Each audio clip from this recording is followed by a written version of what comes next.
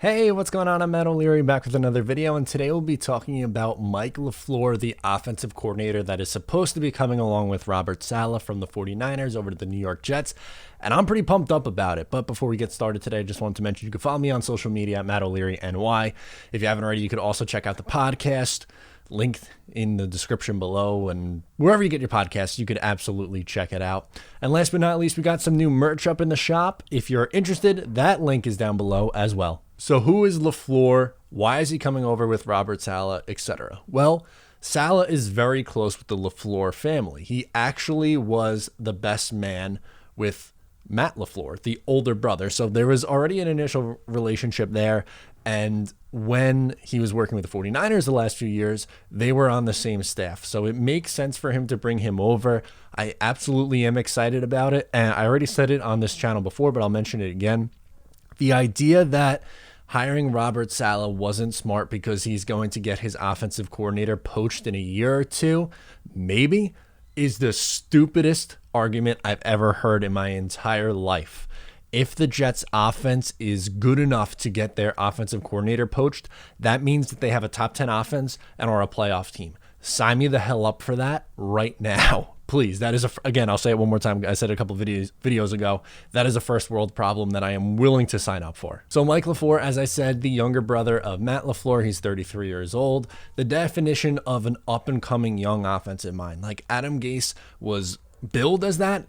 No, this is a young up and coming offensive mind, and one that Jets fans should be excited about because he's learned under one of the three best offensive coaches, maybe four best offensive coaches in football in Kyle Shanahan. To me, you obviously think of Sean McVay, Sean Payton, Andy Reid, and then Kyle Shanahan's right there in the top 4 or 5 offensive coaches in football. So I'm extremely excited to get that mindset coming over here to the New York Jets. He's been with Shanahan a long time. Since 2014, he was an intern with the Cleveland Browns. Then he made his way over to Atlanta, where he was an offensive assistant under Shanahan, and then Shanahan took him along to San Francisco, where he has been. And let's be honest, that offense has been very, very productive. And what you could expect coming over to the New York Jets, a lot of run outside zones, which I'm excited about. I think that's smart. I think that's the way the NFL is going. A lot of play action passes, which I absolutely love. They are very big on scheming receivers open, keeping it simple for the quarterback to make easy throws.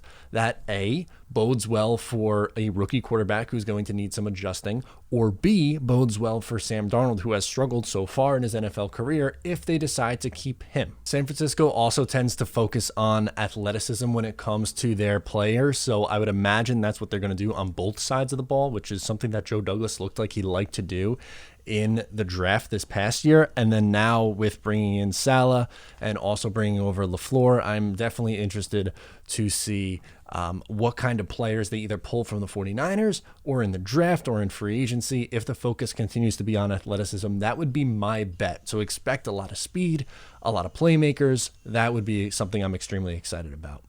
Also, on top of that, when you look at what the San Francisco 49ers have done, they've gone running back by committee, and it has worked fairly well. So I expect the Jets to do that again, and I don't expect them to use a premium draft asset on a running back. They have Ty Johnson, who I would absolutely bring back. They have LaMichael Pirine, who Joe Douglas just drafted and I'm sure really likes, although he had a okay rookie season, not anything special. But I would pair a veteran back on the cheap like Jamal Williams, who I've talked about a bunch, I would think would be perfect, and they could get a lot out of those guys. Like if Ty Johnson was the lead running back on this exact team, he's probably an 1,000-yard rusher. And with a real offensive coordinator, you can get a running back to 1,100 yards, somewhere in that range, which would be a welcome change because the Jets haven't had an 1,000-yard rusher since 2015 and Chris Ivory.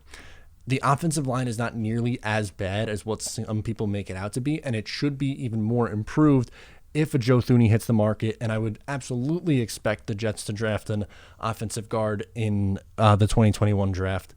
And honestly, the line wasn't as bad last year as what some people made it out to be. It's still not great, but it was a step forward from 2019. And I think you could be successful in this offense with that kind of playmakers, with the additions in free agency and the draft this year. Look at what happened with Jimmy G also in his one healthy season in this league. with the San Francisco 49ers. He played 16 games, had a 69.1 completion percentage, 3,900 yards, 27 touchdowns, 13 interceptions, 8.4 yards per attempt, and a 102 rating. If you can get a rookie quarterback, or if you can get Sam Darnold revived into those numbers, I'd be happy with it. I, again, lean more towards taking Zach Wilson at 2. That's the direction that I would like to go. But if the Jets do decide to keep Sam Darnold, then having someone like Mike LaFleur on staff is exciting, because a lot of people thought, okay, maybe he goes to San Francisco where there's Shanahan and LaFleur and he could revive his career. They're bringing those guys here. Now, again, I don't think that necessarily means that they're going to stick with Sam Darnold. That could be a whole nother video, but just something to keep an eye on, that it is a very quarterback-friendly system that the Jets will be running. And like when you look at past Jets offensive coordinators in my lifetime, again, I started watching Jets football religiously when I was about 8 years old in 2003.